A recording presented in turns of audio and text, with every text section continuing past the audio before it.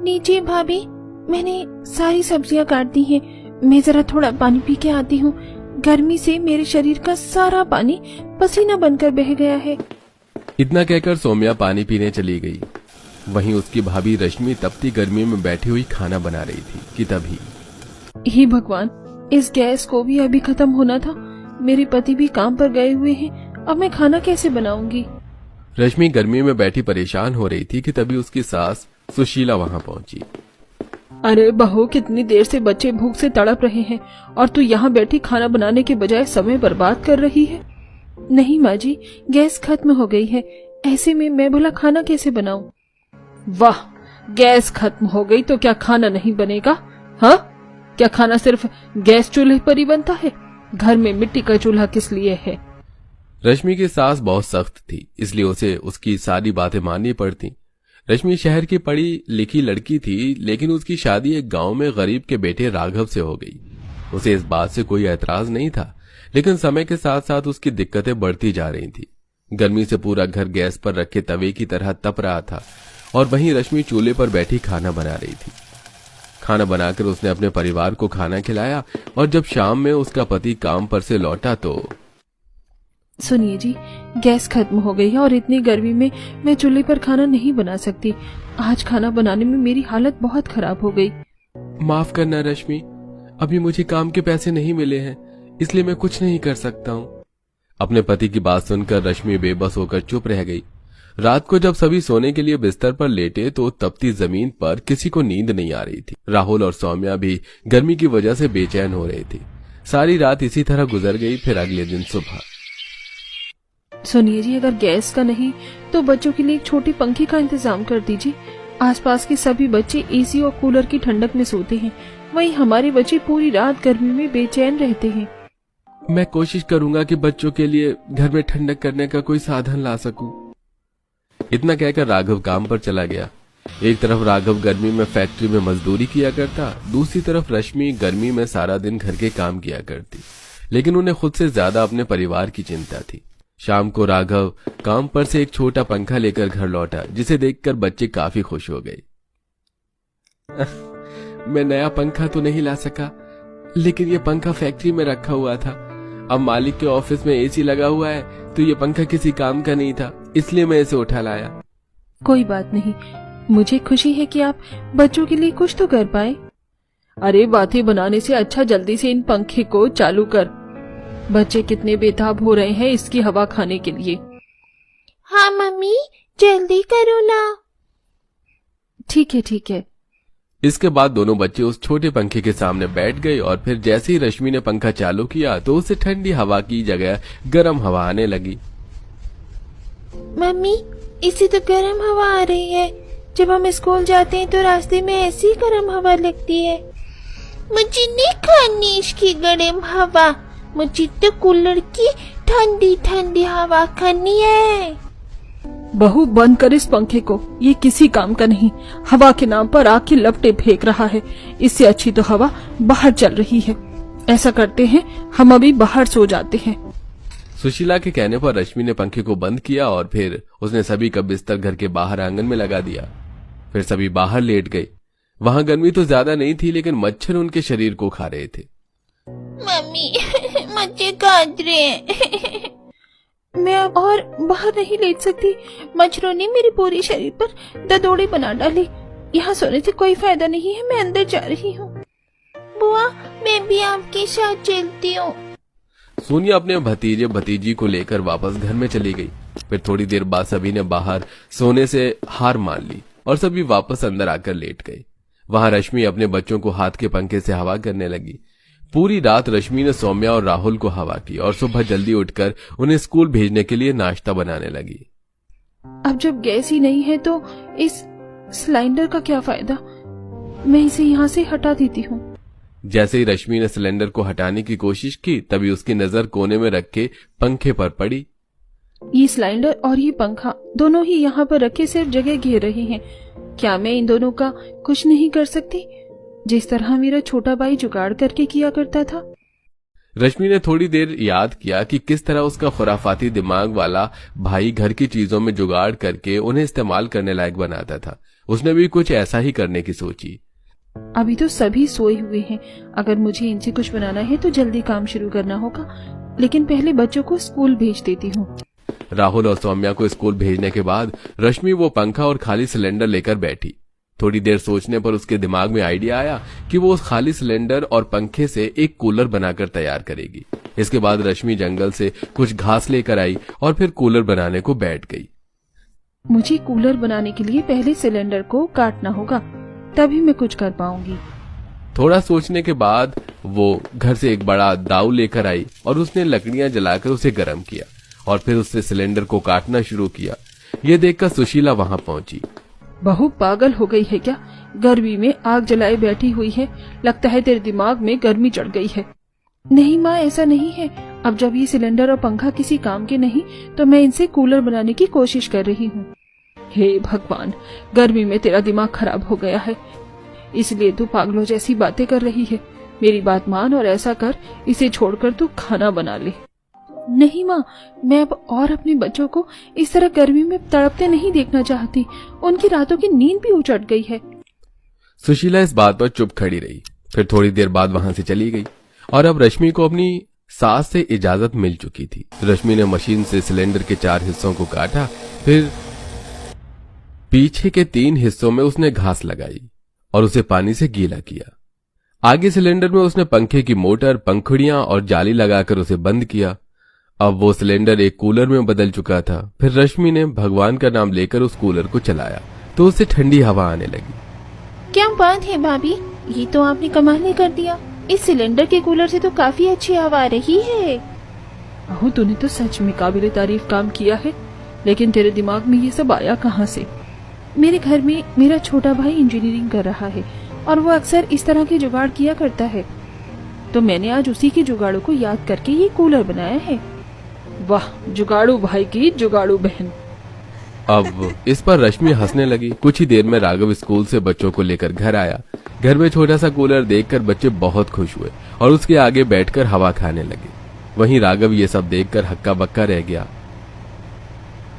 रश्मि, क्या ये तुमने बनाया है? हाँ बेटा, बहू ने इसे उसी पंखे से बनाया है जो तू फैक्ट्री से लेकर आया था। क्या सच में? ये तो कमाल ही कर डाला तुमने रश्मि। मुझे तो पता ही नहीं था कि तुम इतना कुछ कर सकती हो। अब आप जल्दी से हाथ धोकर आ जाइए, फिर हम सब एक साथ बैठकर खाना खाते हैं। इसके बाद सभी ने उस कूलर के सामने बैठकर खाना खाया। इसी तरह कुछ दिन गुजरे और अब सौम्या और राहुल अपना सारा दिन कूलर के सामने बैठकर दिन लिया करते। जब से बहू ने ये कूलर बनाया है तब से तुम पूरा दिन इसी के सामने बैठकर दिन काट लेते हो, बाहर भी खेलने नहीं जाते। तुम्हारी वजह से कूलर की हवा हम तक तो पहुंचती ही नहीं है।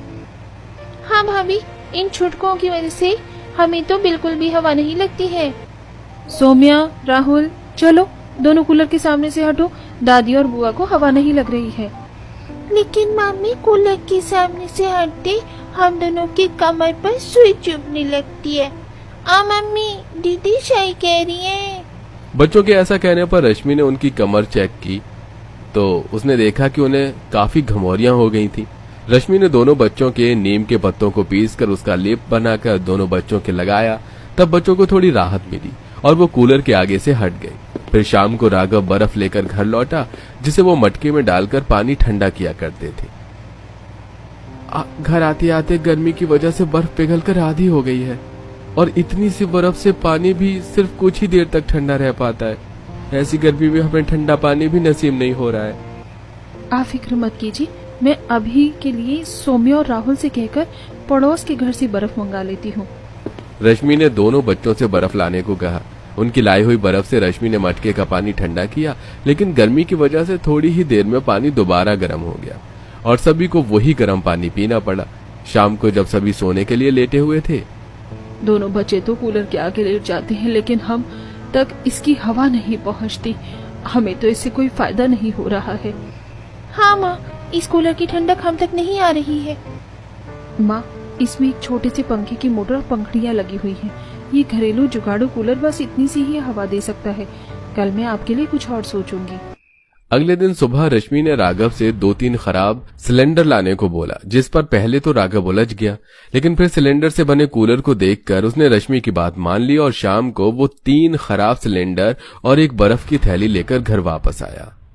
राघव, क्या अब तूने खराब सिलेंडर बेचने का काम कर लिया है जो इतने सारे सिलेंडर उठा लाया है? नहीं माँ जी, मैंने इनसे सिलेंडर लाने को कहा था। अगर तूने सिलेंडर से कूलर बना तो क्या अब तू सब कुछ बना लेगी? ये मत कहना कि अब तो इससे एक एसी बनाने वाली है। हाँ माँ जी, मैं इसे एक एसी ही बनाऊंगी। हे भगवान, मेरी बहू को बुद्धि देना। मैं तो चलती हूँ। इतना कहकर सुशीला सोनिया को लेकर बाहर नदी किनारे टहलने चली गई, जहाँ ठंडी ठंडी हवा चल रही थी। आहा, कितनी अच्छी हवा चल रही है यहाँ पर।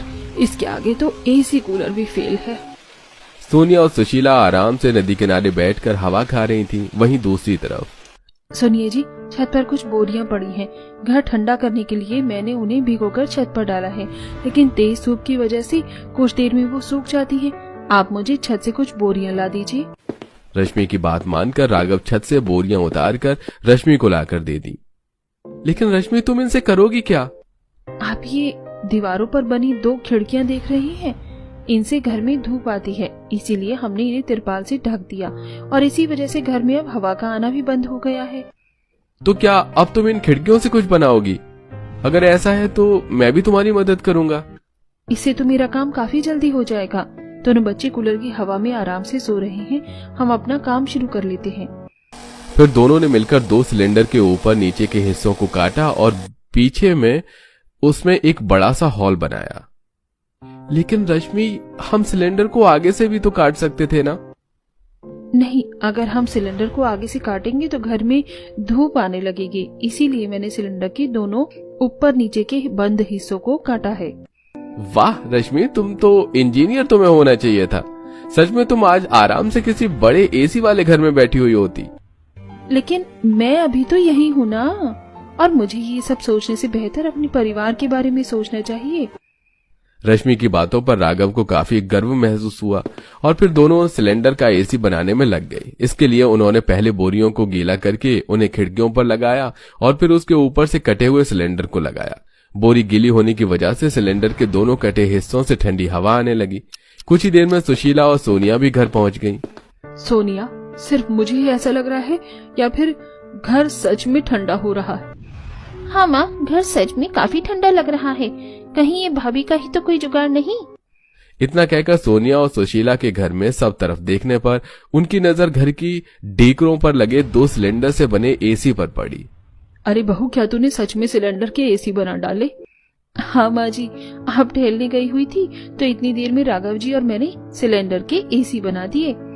वाह भाभी, आप तो सोच से भी परे काम करती हो। हाँ बहू, लगता है तू तो सिलेंडर से ही सब कुछ बना डालेगी। अब जरा एक गिलास पानी पिला दे, इतनी दूर से चलकर आ रहे हैं, गला सूख गया। हाँ माँ जी, अभी लेकर आती हूँ। रश्मि ऐसे ही उन दोनों के पानी लेने गई तो उसने देखा कि वो मटके में बर्फ डालना भूल गई थी, जिससे सारी बर्फ रखी हुई पिघल गई, जिससे मजबूरी में अब उसे उन दोनों के लिए गर्मी में गर्म पानी ही ले जाना पड़ा। ये क्या बहू, ये पानी इतना गर्म क्यों है? क्या तूने इसमें बर्फ नहीं डाली? माफ करना माँ जी, एसी बनाने के चक्कर में मैं मटके में बर्फ डालना भूल गई थी। सत्यानाश, एक काम को किया तो दूसरा बिगाड़ दिया। अब हमें गर्म पानी ही पीना होगा। अरे माँ, ऐसा क्यों बोल रही हैं? कितनी मेहनत से तो भाभी ने हमारे लिए ये एसी बनाए हैं। ऐसे में अगर उनसे छोटी सी गलती हो गई तो क्या हुआ? इन एसी की वजह से घर में कितनी ठंडक भी तो हो गई है ना। तू मुझे मत सिखा, मैं तेरी माँ हूँ, तू मेरी माँ नहीं, समझी? सुशीला को इतने गुस्से में देखकर रश्मि और सोनिया डर गईं और आगे कुछ नहीं बोली। थोड़ी देर बाद जब सभी खाना खाने बैठे और रश्मि खाना लेकर आई तो हे भगवान, ये कैसा खाना बनाया है तूने बहू? ये तो खराब हो गया है। क्या हुआ माँ जी, क्या खाने में कोई खराबी है? हाँ माँ, मुझे तो इस खाने से बदबू आ रही है।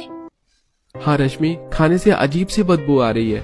इस पर रश्मि ने सारे खाने को सूंघ कर चेक किया। आप सभी मुझे माफ कर दीजिए, लगता है आज का खाना खराब हो गया है। ये लो, बिल्कुल सोने पे सुहागा वाला काम किया है तूने बहू।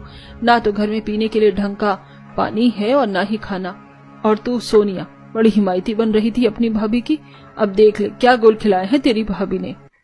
माँ, भला इसमें रश्मि की क्या गलती है? खाना तो गर्मी की वजह से खराब हुआ है। जैसे जैसे दिन गुजर रहे हैं गर्मी बढ़ती जा रही है, जिसकी वजह से खाना भी अब खराब होने लगा है। सफाइयाँ देना बंद कर और अब ये बता कि इसका इलाज क्या है। इस पर सभी थोड़ी देर के लिए चुप हो गए। फिर रश्मि बोली, माँ जी, अभी मैं आप सभी के लिए दूसरा ताज़ा खाना बना देती हूँ और कल से इसका कोई ना कोई हल निकाल लूंगी। ये कहकर रश्मि ने दोबारा सभी के लिए खाना बनाया और फिर सभी खाना खाकर सो गए। घर में लगे 2 सिलेंडर एसी की वजह से घर में काफी ठंडक हो गई, जिससे सभी को चैन की नींद आ गई। अगली सुबह रश्मि को एक नई चुनौती सामने खड़ी थी। मुझे किसी भी तरह पानी को ठंडा और खाने को खराब होने से बचाना होगा। बाहर जाकर देखती हूँ अगर मुझे कुछ मिल जाए। रश्मि अपने दोनों बच्चों को स्कूल भेजकर बाहर कुछ ढूंढने के लिए निकल गई, जिससे वो घर में ठंडे होने का इंतजाम कर सके और साथ में खाने को भी खराब होने से बचा सके। चलते चलते रश्मि एक इलेक्ट्रॉनिक शोरूम के पास पहुंची, जहां पर उसने देखा कि गर्मी की सहूलियत का सारा सामान जैसे एसी, कूलर, फ्रिज, इंडक्शन और भी कई सारी चीजें थी। ये मौसम तो सिर्फ अमीरों के लिए ही अच्छे हैं। हम गरीबों को तो हर मौसम के साथ अलग अलग परेशानियों का सामना करना पड़ता है। रश्मि सोच ही रही थी कि तभी वहां कुछ आदमी फ्रिज के डिब्बे और थर्माकोल फेंक कर चले गए। रश्मि ने देखा कि थर्माकोल काफी साफ सुथरी थी और धूप में सफेद सफेद चमक रही थी। तभी उसे ध्यान आया कि किसी भी डिब्बे से थर्माकोल लगाकर रखने से बर्फ नहीं पिघलती। रश्मि ने जल्दी से वहां से थर्माकोल को इकट्ठा किया और उन्हें लेकर घर आ गई। बहू, क्या अब तू घर को कबाड़ खाना बनाने वाली है जो बाहर से कबाड़ा उठाकर ले आई है? नहीं माँ जी, मैं इनसे कुछ ऐसा जुगाड़ करूंगी जिससे घर में ठंडे पानी का इंतजाम हो जाएगा और खाना भी खराब नहीं होगा। सुशीला को कुछ भी समझ में नहीं आया। वो चुपचाप देखने लगी कि अब उसकी बहू क्या जुगाड़ करने वाली है। रश्मि ने राघव के लाए 2 सिलेंडर लिए और फिर एक सिलेंडर को आधा काट कर उसमें थर्माकोल लगाया और दूसरे को उसने उसके ऊपर से काटा और उसमें भी थर्माकोल लगाकर फिर थर्माकोल लगाकर उसने ऊपर से कटे सिलेंडर में नीचे की तरफ एक सुराख किया, जिसमें उसने एक छोटी सी टंकी लगा दी। बस अब मुझे सिर्फ बर्फ चाहिए, फिर मेरा सिलेंडर का वाटर कूलर और सिलेंडर का फ्रिज पूरी तरह से कामयाब हो जाएगा। सुशीला और सोनिया खड़ी हुई सिर्फ एक दूसरे के मुंह को देख रही थीं। शाम को राघव रश्मि के कहने पर ढेर सारी बर्फ लेकर आया। रश्मि ने उस बर्फ को आधे कटे सिलेंडर में थर्माकोल के ऊपर बिछा दिया और उस पर उसने खाने के बर्तनों को रखकर उसे ऊपर से ढाका, जिससे अब खाना गर्मी में खराब होने से बच गया। वहीं दूसरे सिलेंडर में उसने पानी भरकर उसमें बर्फ डाली और उसे भी ऊपर से ढक दिया। अंदर लगे थर्माकोल की वजह से पानी काफी देर तक ठंडा रहा और नीचे लगाई टंकी से आसानी से उससे पानी लिया जा सकता था। वाह बहू, तेरी वजह से आज हमें गर्मी में ठंडा पानी पीना नसीब हुआ है, वो भी इतनी आसानी से। हाँ रश्मि, माँ सही कह रही है। तुम्हारी वजह से बिना खर्चे के आज हमारे घर में गर्मी की सारी सहूलियत का सामान मौजूद है। मुझे समझ नहीं आता कि मैं तुम्हारा शुक्रिया कैसे अदा करूं। मुझे बहुत खुशी है कि मैं आप सभी के लिए इतना सब कुछ कर पाई। इससे ज्यादा मुझे और कुछ नहीं चाहिए। इसके बाद कोई भी पड़ोसी उनके घर आता तो बहू के सिलेंडर के जुगाड़ को देखकर काफी हैरान होता और तारीफ किया करता। अब रश्मि के ससुराल वाले सुकून की गर्मियां काट रहे थे और बहू इसी तरह सिलेंडर से और भी घरेलू सामान जैसे अलमारी और सजावट के सामान बनाया करती और उन्हें मार्केट में ले जाकर बेचा करती, जिससे उनके पास कुछ पैसे घर चलाने के लिए प्राप्त हो जाते थे।